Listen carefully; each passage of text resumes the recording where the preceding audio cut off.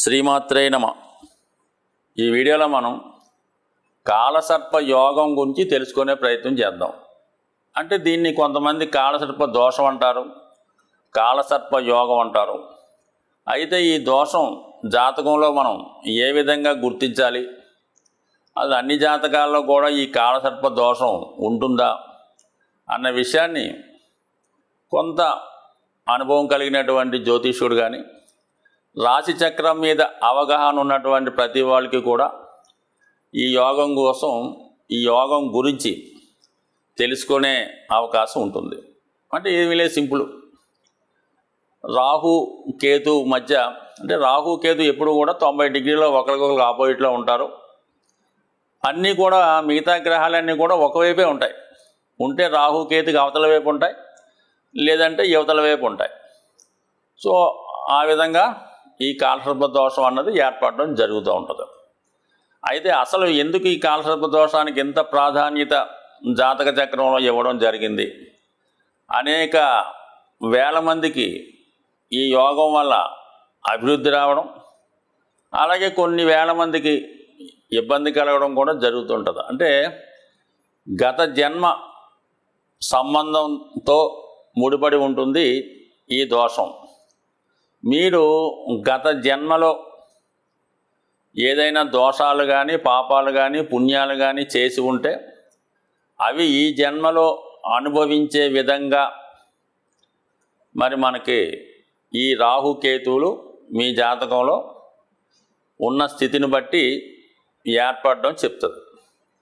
So దానిని బట్టి జాతకుడు వాటిని సరిదిద్దుకునే ప్రయత్నం చేయాలి. సరిదిద్దుకునే ప్రయత్నం చేస్తే ఈ కాలసర్ప దోషమే కాలసర్ప యోగంగా మారి జాతకుడిని అభివృద్ధి వైపు తీసుకెళ్ళడం జరుగుతూ ఉంటుంది. సో ఈ విధంగా మరి ఏ విధంగా మనం జాగ్రత్త తీసుకోవాలి, ఏ భావంలో మనం జాగ్రత్త తీసుకోవాలి అన్నటువంటిది మరి జ్యోతిష్ శాస్త్రంలో పరిచయం ఉన్న వాళ్ళకి కొంతవరకు అవగాహన ఉంటుంది. ఇక్కడ మనకి జాతక చక్రంలో రాశి చక్రం, 12 భావాలు, అలాగే రాహు కేతు, ఇవి ఎప్పుడూ కూడా వెనక్కి తిరుగుతూ ఉంటాయి, వక్ర గమనంలో తిరుగుతూ ఉంటాయి అన్నమాట. అంటే మేషం నుంచి వృషభానికి, వృషభం నుంచి మిథునికి మిగతా గ్రహాలన్నీ మారుతూ ఉంటాయి. మరి రాహు కేతువులు మేషం నుంచి మీనంలోకి, కుంభంలోకి, మకరంలోకి మారడం జరుగుతూ ఉంటుంది. అంటే గతంలో జరిగిపోయినటువంటి వాటికి ఫలితం ఇవ్వడం జరుగుతూ ఉంటుందని చెప్తూ ఉంటుంది. అది విషయం. ఇక్కడ రాహు మనిషిలోనే ఉన్నటువంటి ఆశకి కారణం అవుతూ ఉంటాడు. ఏదైనా దాన్ని విపరీతంగా పెంచుతూ ఉంటాడు. అంటే జాతకుడిని హీరోగా చేసే ప్రయత్నం చేస్తూ ఉంటాడు రాహు. అంటే డబ్బు సంపాదించాలి, చాలా విపరీతంగా సంపాదించాలి. సో ఏదన్నా ఆస్తి సంపాదించాలి, ఏదన్నా అతి ఎక్కువగా ఉంటుంది, ప్రతిదీ కూడా ఆశ కలిగి ఉంటాడు. అంటే ఇక్కడ సింపుల్గా ఏం లేదు, రాహు అంటే ఒకే ఒక వ్యక్తి, అంటే అతను రాక్షసుడే అనుకుందాం. అది 2 భాగాలుగా నరకడం వల్ల, అంటే విష్ణుమూర్తి ప్రభావంతో అమృతం తాగినప్పుడు జరిగింది. రాహు అన్నది ఓన్లీ తల భాగం, ఓన్లీ హెడ్, అది ఆకాశంలో ఉన్నది. కేతు అన్నదేంటి, కేవలం తల లేని మొండెం మాత్రమే, అది భూమి మీద ఉంటుంది. రాహు ఆకాశం నుంచి తన మొండెం వైపు, కింద ఉన్నటువంటి మొండెం వైపు చూస్తూ ఉంటాడు, వాడు కలుసుకోవాలి కదా అని. దానివల్ల ఏంటి, రాహుకి ఇవన్నీ కూడా కనబడుతుంటాయి. రాహుకి ఏంటంటే మనస్సు, బ్రెయిన్, అన్న అవయవాలు ఉన్నాయి కదా, అందువలన ఆశ, కళ్ళతో చూసిన ప్రతిదీ కావాలంటాడు, బ్రెయిన్తో ఆలోచించి ప్రతిదీ కావాలనుకుంటాడు, దురాశకి కారణం అవుతుంటాడు. ఈ సంపాదించే ప్రయత్నంలో ఎటువంటి నియమాలు అక్కర్లేదు, ఎటువంటి చట్టాలు అక్కర్లేదు, ఎటువంటి విషయాలు కూడా లేకుండా అంత స్వార్థాన్ని కలిగి ఉంటే రాహు, ఆ విధంగా ఉంటే అది పూర్తి ఆపోజిట్ దానికి కేతువు. రాహు 1వ భావంలో ఉంటే కేతు 7వ భావంలో ఉంటాడు అన్నమాట, ఇంక దానికి ఆపోజిట్గా ఉంటాడు. కేతువుకి హెడ్ లేదు కాబట్టి ప్రతీది కూడా హృదయంతో ఆలోచిస్తుంటాడు, చాలా నిరాశావాదాన్ని కలిగి ఉంటాడు, దేని మీద వ్యామోహం ఉండదు, దేని మీద ఆశ ఉండదు. అసలు బుర్ర ఉంటాయి కదా, ఏదైనా ఆలోచించడానికి, ఏదైనా కావాలనుకోవడానికి ఏముండదు. కేవలం తను బతకడానికి ఏదో ఉంటే చాలు అనుకుంటూ ఉంటాడు. సో ఆ విధంగా జీరో. మరి రాహు హీరో అయితే ఈ కేతువు జీరో.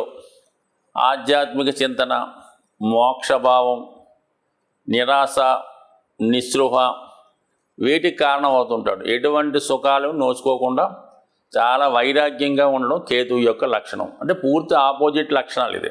అందువలన ఇది ఈ యోగం ఏర్పడడం వల్ల మరి దీనికి నివారణ ఏ విధంగా చేయాలి, రాహు కేతువు యొక్క అంటే కాలసర్ప దోషాన్ని ఏ విధంగా యోగంగా మార్చుకోవాలి అన్నది ఈ జాతకం యొక్క ఈ వీడియో యొక్క ముఖ్య ఉద్దేశం అనుకుందాం.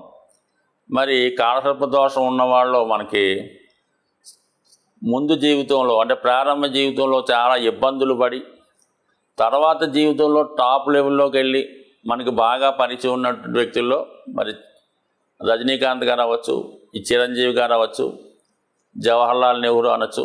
అంటే అనేక రకాల యోగాలు, ఇందులో ఇది ఒక యోగం. అందువల్ల వీళ్ళు ప్రారంభంలో స్ట్రగుల్ పడి ద్వితీయార్థంలో చాలా పైకి వచ్చిన వాళ్ళు వీళ్ళు.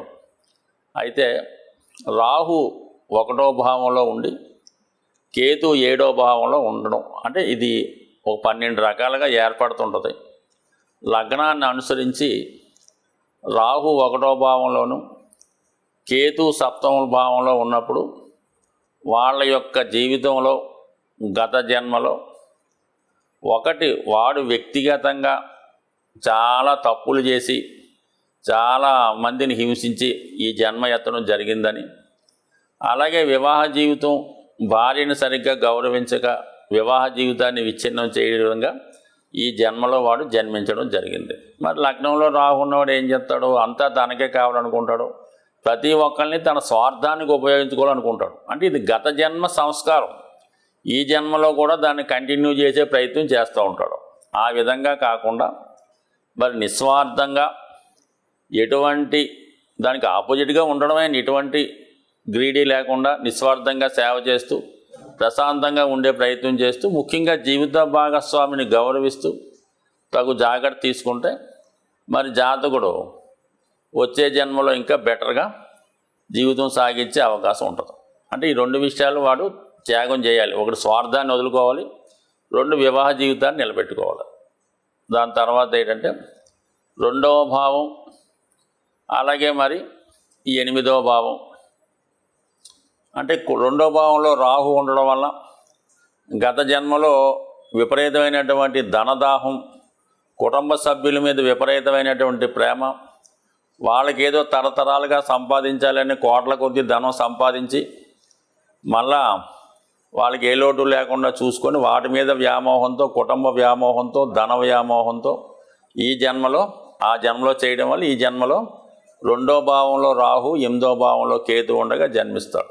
అంటే మరి ఈ సమయంలో మరి ఈ జాతకుడు పుట్టిన తర్వాత మరి గత జన్మలో కుటుంబానికి ఎంత అభివృద్ధి చేయడో మరి ఈ జన్మలో కుటుంబ విచ్ఛిన్నానికి కారణమవుతుంటాడు, కుటుంబంలో అప్రతిష్ట కారణమవుతుంటాడు, కుటుంబ ఇబ్బందులకి కారణమవుతుంటాడు. ఆ విధంగా కాకుండా మరి గత జన్మలోలా కాకుండా కుటుంబ సౌఖ్యం చూస్తూ కుటుంబ సభ్యులు సాగునటువంటి సహకారం ఇస్తూ కుటుంబ సభ్యుల మాట వినడం వల్ల అది దోష పరిహారం అవుతుంది. 8వ భావంలో కేతు ఉండడం వల్ల నిస్వార్థంగా మరి ఉండవలసి ఉంటుంది. అనేక ఆశలకు కారణం కేతు అష్టమ స్థానం, అందులో కేతు ఉండడం వల్ల ఆ విధంగా మరి గత జన్మ రహస్యాన్ని తెలుసుకుని చాలా సాదాసీదా జీవితం గడిపితే ఈ దోష పరిహారం అవుతుంటుంది. ఇలా అనేక రకాలుగా ఉంటుంది. మరి ఈ వీడియో లెంత్ అయ్యి కొద్ది ఏదైనా రాహు కేతువుల యొక్క ప్రభావం నుంచి మనం బయటపడాలనుకుంటే ఖచ్చితంగా జాతకుడు చేయవలసింది రాహు యొక్క నెగిటివ్ క్వాలిటీస్, మనం ఏ సమాజంలో బతుకుతున్నామో ఆ సమాజం యొక్క నీతి నియమాలు వాటి యొక్క సాంప్రదాయాలను అనుసరించి వెళ్ళడం, ఏది అతిగా ఆశపడకుండా చాలా నార్మల్ జీవితం గడపడం, ఎవరికి అన్యాయం చేయకుండా చట్టానికి లోబడి సంస్కారవంతంగా ఉన్నప్పుడు ఈ కాలసర్ప దోషం అన్నది కాలసర్ప యోగంగా మారి జాతకుడిని ఉన్నత శిఖరం వైపు తీసుకెళ్లే అవకాశం ఉంటుంది. స్వస్తి.